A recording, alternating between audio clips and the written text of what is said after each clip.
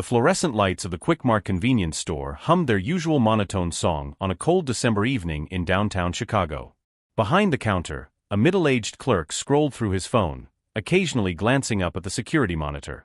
The store was nearly empty, just another Tuesday night in the Loop, where the wind cut through the streets like broken glass and most sensible people had already gone home.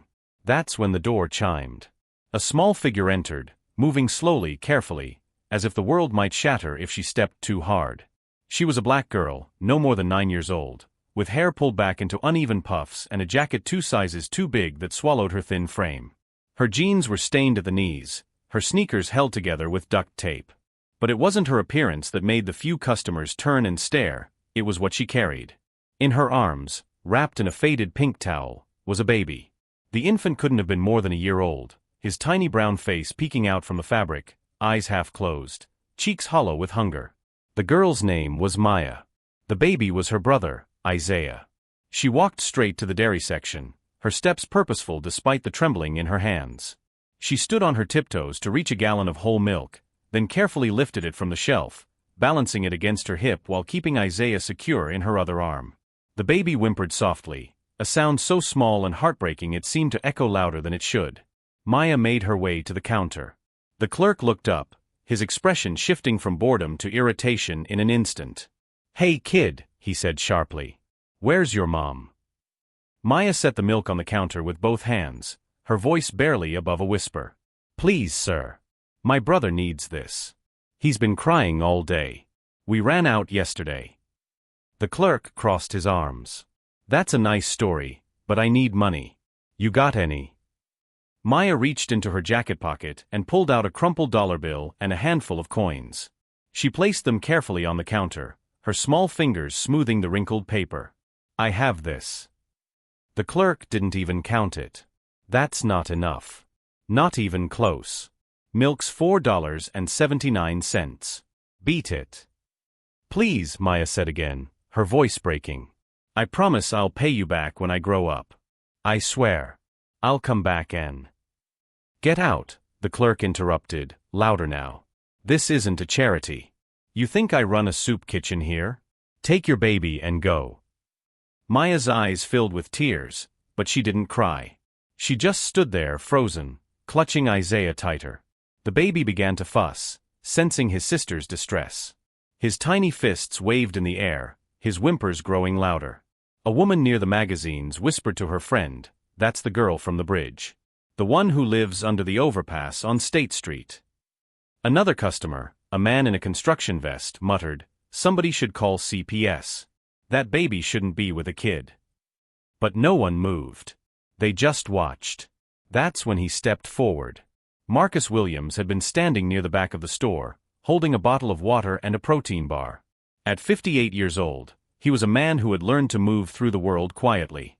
Despite owning a private equity firm worth over $200 million, he dressed simply: jeans, a navy sweater, a worn leather jacket. His graying beard was neatly trimmed, his brown eyes sharp but kind. He had come into the store on a whim, killing time before a late dinner meeting. But now, watching this child beg for milk while a grown man dismissed her, something inside him cracked open.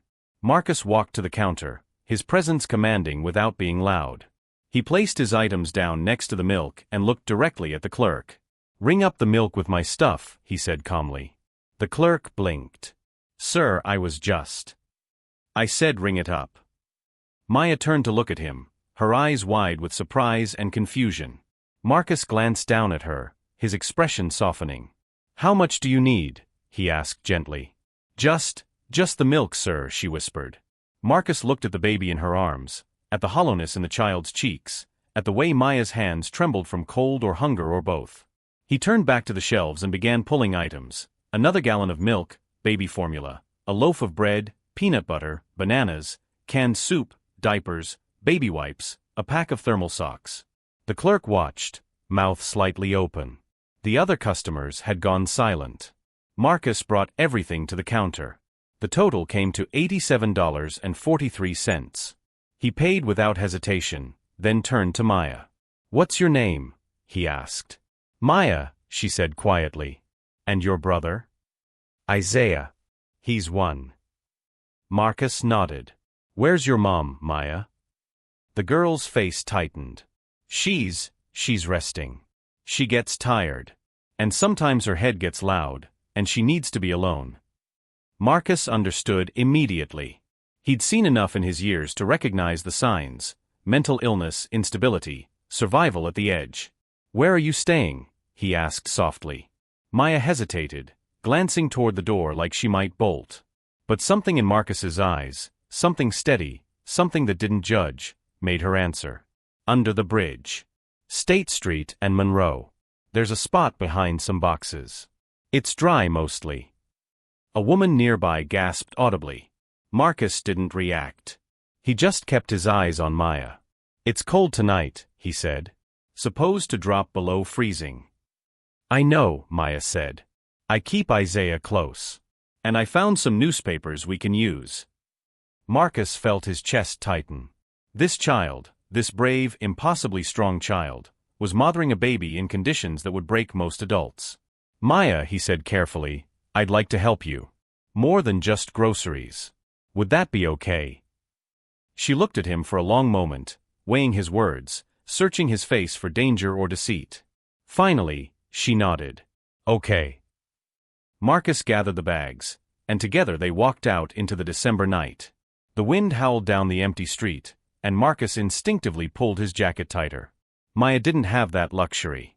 She just held Isaiah close, whispering to him softly, promising him it would be okay. As they walked toward the bridge, Marcus thought about all the board meetings he'd sat through, all the deals he'd closed, all the money he'd made. None of it had ever felt as important as this moment, walking beside a 9-year-old girl who had just taught him what courage really looked like. Behind them, the convenience store door swung shut. Inside, the clerk went back to scrolling his phone. But outside, under the glow of the streetlights and the weight of the winter sky, something had shifted. A promise had been made. And Marcus Williams had no intention of breaking it. The walk to the bridge took 15 minutes, though it felt longer in the biting cold. Maya led the way with the quiet confidence of someone who had walked this route 100 times before. Marcus followed, carrying the grocery bags, his mind racing with questions he didn't yet know how to ask. They passed closed storefronts and empty parking lots, the city's nighttime silence broken only by the occasional rush of a passing car. Isaiah had fallen asleep against Maya's shoulder, his tiny breaths visible in the frigid air. You don't have to come all the way, Maya said suddenly, glancing back at him. I can carry the bags from here. I want to make sure you get there safely, Marcus replied. She studied him for a moment, then nodded and kept walking. The bridge loomed ahead, a concrete overpass where the Red Line trains rumbled overhead every few minutes. Beneath it, shadows pooled in corners where the streetlights didn't reach. Maya led Marcus to the far end, behind a rusted shopping cart and a makeshift wall of cardboard boxes. There, on a flattened piece of cardboard, lay a woman. She was thin, gaunt even, with dark hair that fell in tangled waves around her face. Her clothes were layered, 2 jackets, a torn hoodie underneath, jeans with holes at the knees. She stirred as they approached, her eyes snapping open with the alertness of someone who never truly rests. Maya, she said, her voice hoarse. Where did you? She stopped when she saw Marcus, her body tensing immediately. Mama, it's okay, Maya said quickly. He helped us. He bought milk for Isaiah. The woman sat up slowly, her eyes never leaving Marcus. Who are you? My name is Marcus Williams, ma'am, he said, keeping his distance. I saw your daughter at the store. She was trying to buy milk. I wanted to help. The woman's gaze flicked to the grocery bags, then back to Marcus. We don't need charity. It's not charity, Marcus said gently. It's just help. That's all. The woman, her name was Tanya, though Marcus wouldn't learn that until later, wrapped her arms around herself. You should go. We don't want any trouble. I'm not here to cause trouble, Marcus assured her. I just want to make sure you and your children are safe. Tanya's laugh was bitter. Safe? You see where we're living, right? Marcus set the bags down carefully. I do. And that's why I'd like to offer you something better. Tanya's eyes narrowed. What's the catch? No catch. There's a motel 3 blocks from here. I can pay for a room for a week. You'll have a bed, a shower, heat. It's not much, but it's better than this. Tanya stared at him, her expression unreadable. Why would you do that? Marcus thought about how to answer. Because your daughter promised to pay me back when she grows up. And I believe her. But until then, let me do this. For a long moment, Tanya said nothing. Then slowly, she nodded. 1 week. That's it. 1 week, Marcus agreed. They walked to the motel together, a modest 2-story building with flickering neon sign that read Starlight Inn. Marcus paid for a week in advance, ignoring the desk clerk's judgmental stare. He arranged for toiletries to be delivered and gave Tanya his business card. If you need anything, call me, he said. Anything at all. Tanya took the card but didn't look at it. Thank you, she said stiffly. Maya, however, walked up to Marcus and looked him straight in the eye. I meant what I said, Mr. Williams. I'll pay you back. Marcus crouched down to her level. I know you will, Maya. But you don't owe me anything. Just take care of your brother. That's payment enough. She smiled, small but real. Okay. As Marcus drove home that night to his high-rise apartment overlooking Lake Michigan, he couldn't stop thinking about them. The image of Maya standing in that store, promising to pay for milk when she grew up, was seared into his mind. He had built his wealth through calculated risks and smart investments. He had donated to charities, sat on non-profit boards, written checks for causes he believed in. But he had never felt this visceral need to act, to be present, to show up. The next morning, Marcus canceled his meetings and drove back to the motel. He knocked on the door of room 14, half expecting them to be gone. But Maya opened the door, her face lighting up when she saw him. Mr. Williams. You came back. I said I would, he replied. Inside, the room was modest but clean. Tanya sat on the edge of the bed, looking more rested than she had the night before, though her guard was still up. Isaiah played on the floor with a plastic cup, babbling happily. I brought breakfast, Marcus said, holding up a bag of bagels and fruit. And I wanted to talk to you about next steps. Tanya crossed her arms. What kind of next steps? I know a social worker, Marcus began carefully. Someone who specializes in housing assistance. She can help you apply for programs, transitional housing, job placement, childcare. I've tried that before, Tanya said flatly. They always want paperwork I don't have. ID I lost. References I can't give. Then we'll figure it out, Marcus said. Together. Tanya looked at him like he was speaking a foreign language. Why do you care? Marcus set the bag down and met her eyes. Because your daughter walked into a store with nothing but hope and a promise. And if she can have that much courage, the least I can do is match it. For the first time, Tanya's expression softened. You're serious? I am. She looked down at her hands. I'm not good at letting people help. Then this will be good practice, Marcus said with a small smile. Over the next few days, Marcus became a constant presence. He brought meals, connected Tanya with his social worker friend, helped her replace her lost ID. Maya started to relax around him, showing him her drawings and telling him stories about taking care of Isaiah. But on the 5th day, when Marcus arrived at the motel, the room was empty. They were gone. The desk clerk shrugged when Marcus asked. Lady checked out early this morning. Didn't say where she was going. Marcus stood in the parking lot, staring at the vacant room, a sinking feeling in his chest. She had run. And he had no idea how to find her. Marcus didn't give up. He couldn't. Over the next week, he drove through every neighborhood he could think of, checking shelters, soup kitchens, parks. He showed Maya's picture to outreach workers and asked if anyone had seen a young girl with a baby. Nothing. It was as if they had vanished. He tried to focus on work, but his mind kept drifting. During a conference call about a potential acquisition, he found himself staring out the window, wondering if Maya was cold, if Isaiah had enough to eat. His assistant, Jennifer, noticed. Mr. Williams, are you okay? I'm fine, he lied. But he wasn't. Then, 8 days after they disappeared, Marcus received a call from his social worker friend, Angela Martinez. Marcus, I think I found them, she said. His heart leaped. Where? A shelter on the south side. The St. Catherine Women's Shelter.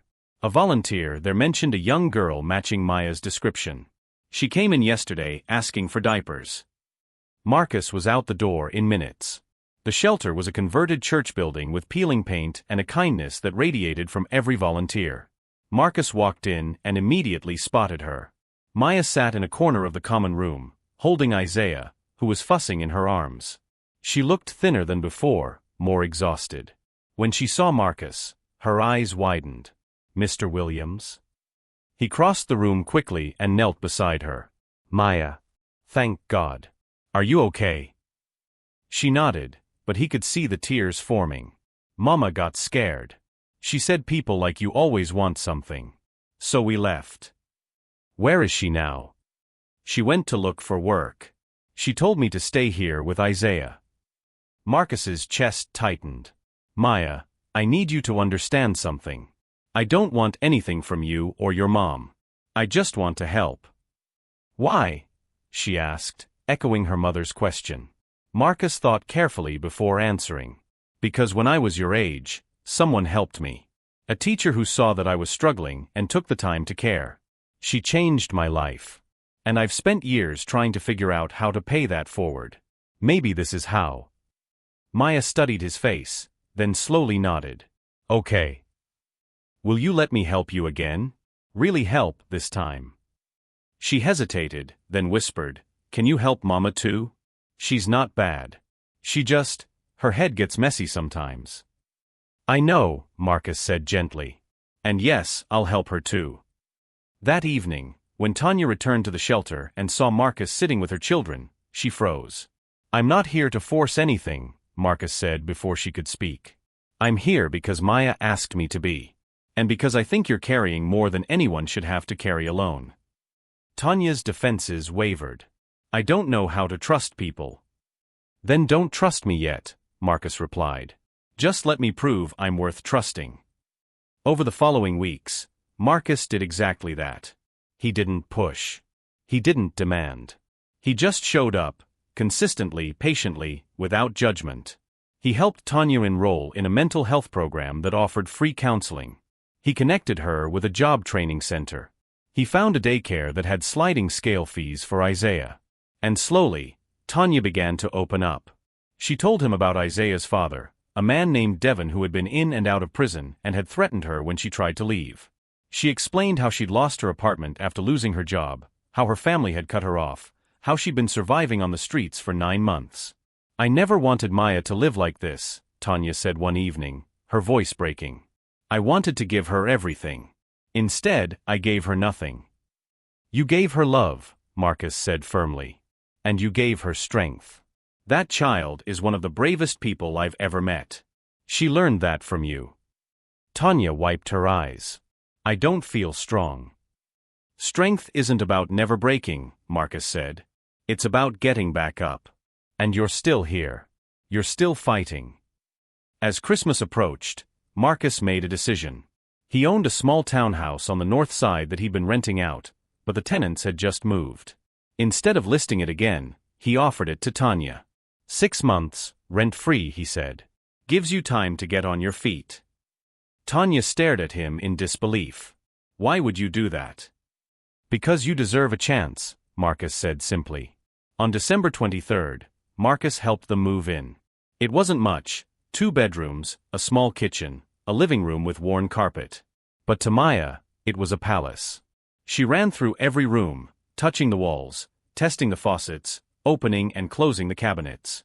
"Mama, we have a refrigerator. A real one." Tanya stood in the middle of the living room, tears streaming down her face. "I don't know how to thank you." "You don't have to," Marcus said. "Just build a good life here. That's all the thanks I need." That night, after tucking Isaiah into a donated crib and watching Maya fall asleep in her own bed for the first time in months, Tanya sat with Marcus on the front steps. "You saved us," she said quietly. Marcus shook his head. "You saved yourselves. I just held the door open." "Still," Tanya said. "Thank you." As Marcus drove home that night, he felt something he hadn't felt in years: purpose. Real, tangible purpose. And it had all started with a 9-year-old girl who promised to pay for milk when she grew up. The months that followed were not easy, but they were full of progress. Tanya started a job at a local community center, helping coordinate programs for at-risk youth. The work was demanding but meaningful, and for the first time in years, she felt like she was contributing something valuable. Maya enrolled in elementary school, where her teachers quickly recognized her intelligence and resilience. She joined the art club and filled notebook after notebook with drawings, mostly of houses with families inside, safe and warm. Isaiah started daycare, where he thrived.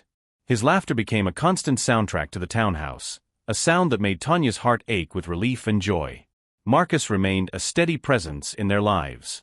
He came by once a week, sometimes with groceries, sometimes just to check in. He helped Maya with her homework, taught her how to play chess, and listened when Tanya needed to talk about the hard days. But in May, everything nearly fell apart. Devon found them. Tanya was walking home from the bus stop when she saw him leaning against a car outside the townhouse. Her blood ran cold. "Tanya," he said, his voice smooth but menacing. "Long time." She stopped several feet away. "What do you want?" "I want to see my son." "No." Devon's smile faded. "That's not your choice." "It is when you've done nothing but hurt us," Tanya shot back. "I've changed," he said, though his eyes told a different story. "I'm clean. Got a job. I deserve to see Isaiah." "You deserve nothing," Tanya said, her voice shaking. "Stay away from us." Devon took a step forward. "Or what? You gonna call the cops?" "I got rights." That's when Marcus's car pulled up. He had been on his way to drop off some books for Maya when he saw them. The tension was unmistakable. He parked quickly and got out. "Tanya, everything okay?" Marcus asked, positioning himself between her and Devon. Devon looked him up and down. "And who the hell are you?" "Someone who's not going to let you intimidate this family," Marcus said calmly. Devon laughed. "Family? Man, you don't even know these people. This is my son in there." "Then you should have acted like a father," Marcus replied, instead of a threat. Devon's jaw tightened. "You don't know what you're talking about." "I know enough," Marcus said. "And I know you need to leave. Now." For a moment, it looked like Devon might escalate. But then he saw Marcus's phone in his hand, recording. He cursed under his breath and stepped back. "This ain't over," he said, pointing at Tanya. "I'll be back." He got in his car and drove off. Tanya was shaking. Marcus guided her inside, where Maya was watching through the window, eyes wide with fear. "Was that him?" Maya asked. "Isaiah's dad?" Tanya nodded, unable to speak. Marcus knelt down. "Maya, I need you to be brave again. Can you do that?" She nodded. "Good. Because we're going to make sure he can't hurt you anymore." The next day, Marcus connected Tanya with a family law attorney, one of the best in Chicago, who agreed to take her case pro bono. They filed for a restraining order and began building a case for full custody. Devon tried to fight it, but his criminal record and history of violence spoke louder than his protests. Within 2 months, Tanya was granted sole custody, and Devon was barred from contact. The relief was overwhelming. "I can't believe it's over," Tanya said one evening, sitting on the couch with Isaiah in her lap. "It's not over," Marcus said gently. "It's just beginning." That summer, Marcus did something unexpected. He invited them to his lakefront home for the 4th of July. Tanya was nervous at first. This was Marcus's personal space, his sanctuary. But when they arrived, he welcomed them like family. They grilled burgers, played in the yard, watched fireworks over the lake. Maya laughed until she cried, and Isaiah clapped at every burst of light. At one point, Tanya pulled Marcus aside. "You've done so much for us. I don't know how we'll ever repay you." Marcus smiled. "Maya already answered that. She'll pay me back when she grows up." "She's 9, Tanya said with a laugh. "Then I guess I'll be waiting a while," Marcus replied. "And that's okay with me." As summer turned to fall, Maya started 4th grade with confidence. She joined the school choir and discovered she loved to sing. Her teacher submitted one of her drawings to a citywide art contest, and it won 2nd place. When Marcus came to the award ceremony, Maya ran to him, holding her ribbon high. "Mr. Marcus, look. I won." He hugged her tightly. "I'm so proud of you." You know, Maya said thoughtfully, I think I'm starting to pay you back already. How's that? By being happy, she said simply. Isn't that what you wanted? Marcus felt his throat tighten. Yes, Maya. That's exactly what I wanted. That night, as he drove home, Marcus thought about the journey they'd been on together. It hadn't been perfect. There had been setbacks, fears, moments when it seemed like everything might fall apart. But they had made it. And in the process, Marcus had discovered something he thought he'd lost when his wife died years ago, a reason to keep going, a purpose beyond wealth and success. He had found a family.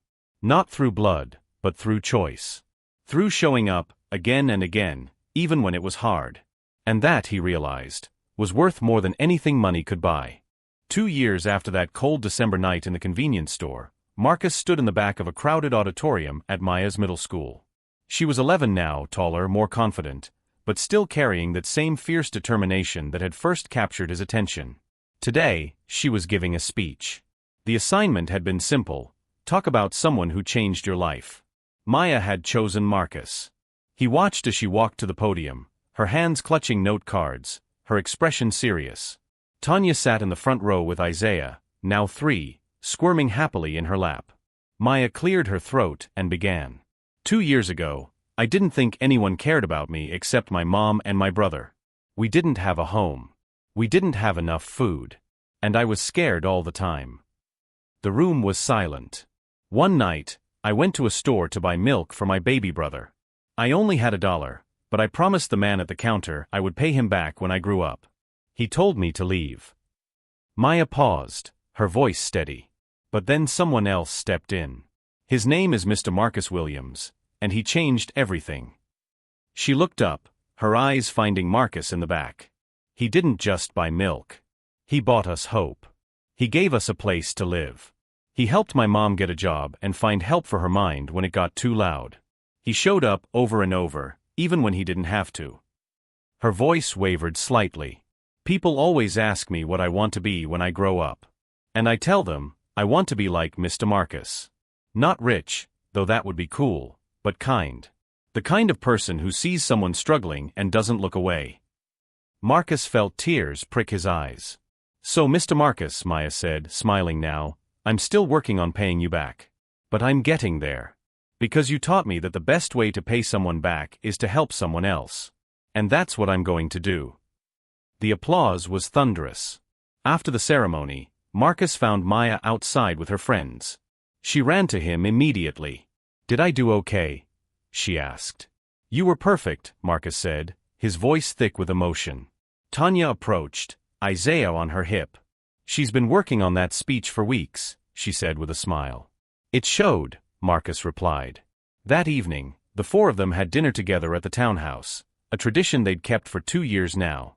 Marcus brought Chinese takeout, Maya set the table, and Isaiah entertained them with his toddler babble. As they ate, Tanya brought up something that had been on her mind. Marcus, I've been saving. From my job. And I want to start paying you rent. Marcus shook his head. We talked about this. I know, Tanya said. But it's been 2 years. I need to contribute. You are contributing, Marcus replied. You're raising 2 incredible kids. You're working hard. You're building a life. That's more valuable than rent. But, Tanya, Marcus said gently, let me do this. Please. She studied him for a moment, then nodded. Okay. But when Maya grows up and pays you back, I'm paying you back too. Marcus laughed. Deal. After dinner, while Tanya put Isaiah to bed, Maya sat with Marcus on the couch. Can I ask you something? She said. Always. Why did you help us? Really? Marcus thought carefully. When I was young, someone helped me when I needed it most. And I spent a long time wondering how to pay that forward. Then I met you, and I realized this was how. Maya nodded slowly. Do you think I'll really pay you back someday? I know you will, Marcus said. Maybe not with money. But with the life you build, the people you help, the kindness you show. That's the best payment anyone could give. She leaned her head against his shoulder. I love you, Mr. Marcus. His chest tightened. I love you too, Maya. Months later, Marcus made a decision that surprised even him. He established a foundation, the Maya's Promise Foundation, dedicated to helping homeless families with children. The foundation provided emergency housing, job training, mental health services, and long-term support. At the launch event, Marcus told the story of a 9-year-old girl who had promised to pay for milk when she grew up. He explained how that moment had changed his life and inspired him to do more. "Maya taught me that courage doesn't always roar," he said to the crowd. "Sometimes it's a quiet voice promising to pay you back someday. And that promise, that faith in tomorrow, is what we're here to protect." The foundation thrived. In its first year, it helped 50 families transition from homelessness to stability. Maya, now 12, volunteered every weekend, helping younger kids with homework and art projects. One Saturday, as Marcus watched her work with a shy 6-year-old girl, he felt a profound sense of peace. This was his legacy, not the businesses he'd built or the money he'd made, but the lives he'd touched and the cycle of kindness he'd helped create. Tanya walked up beside him. "She's amazing, isn't she?" "She is," Marcus agreed. "You both are." "Thank you," Tanya said softly. "For everything. For seeing us when the world didn't." Marcus smiled. "Thank you for letting me." That night, as Marcus drove home along Lake Shore Drive, he thought about the journey. From that cold December night to this moment, it had been unexpected, challenging, and absolutely worth it.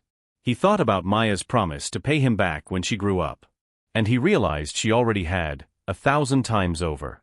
Because she had given him something he'd been searching for without knowing it: purpose, family, and the chance to be part of something greater than himself.